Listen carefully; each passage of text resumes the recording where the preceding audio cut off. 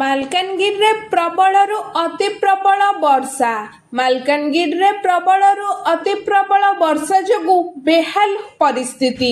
ଲଗାଣ ବର୍ଷା କାରଣରୁ ମାଲକାନଗିରିର ସ୍ଥିତି ସଙ୍ଗୀନ। ଏକାଧିକ ତଳୁଆ ବ୍ରିଜ ଉପରେ ଚାଲିଛି ବନ୍ୟା ଜଳ। ଜିଲ୍ଲାର 326 ନମ୍ବର ଜାତୀୟ ରାଜପଥ ଥିବା ପୋଟେରୁ ପୋଲ ଉପରେ 3 ଫୁଟ ଉଚ୍ଚରେ ବନ୍ୟା ପାଣି ପ୍ରବାହିତ ହେଉଥିବା ବେଳେ କାରୁନକୋଣ୍ଡା ଓ MV96 ପୋଲ ଉପରେ ମଧ୍ୟ ବନ୍ୟା ଜଳ ପ୍ରଭାବିତ ହେଉଛି। ଫଳରେ କାଲିମେଳା ମାଲକାନଗିରି ମୋଟୁ କାଲିମେଳାକୁ ଯୋଗାଯୋଗ ବିଚ୍ଛିନ୍ନ ହୋଇ ରହିଛି। ସେହିପରି ରାସ୍ତାରେ ବର୍ଷା ପାଣି ଲହଡ଼ି ମାରୁଥିବା ବେଳେ ଦୋକାନ ଓ ଲୋକଙ୍କ ଘରେ ବି ପଶି ରହିଛି ବର୍ଷା ଜଳ।